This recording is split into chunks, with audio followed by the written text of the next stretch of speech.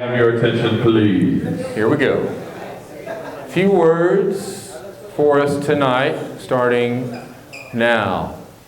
So, is a little verse from Lamentations. He has brought me into the deepest darkness, shutting out all light. Who's ever been out? We've talked about this before, right? I've talked about darkness before. Who's ever been out somewhere like in the country or out in the woods somewhere? And there's like no moonlight. It's like super crazy dark. You know what I'm talking about? Anybody there? Right? And so you feel like you can't see anything at all, right?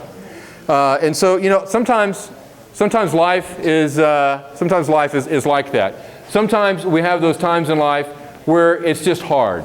Or as I say up here, sometimes life just sucks. And we find ourselves in dark places, and they're not the places we ever intended ourselves to be in any way, whether it's trapped in our own darkness in our mind or darkness of our spirit, or we're in just a really bad real-life situation that seems completely and totally dark and without hope, that sense of hopelessness. And when we have that sense of hopelessness, it can feel overwhelming. It can feel absolutely disorienting.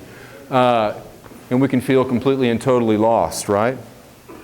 So when I'm in those places of despair or darkness or utter hopelessness, it means that I need a change of heart.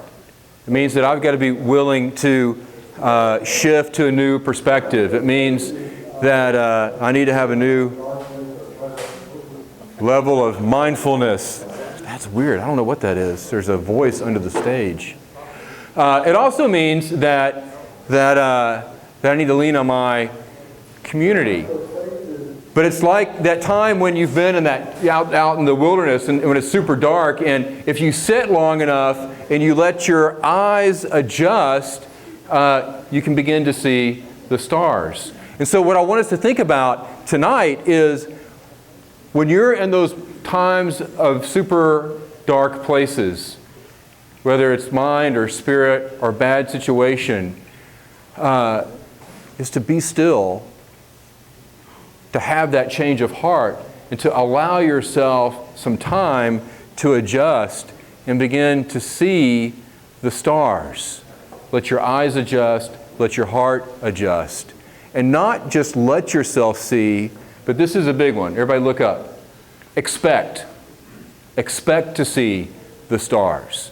Because when we live in a place of expectation, that in itself is a prayerful way of being.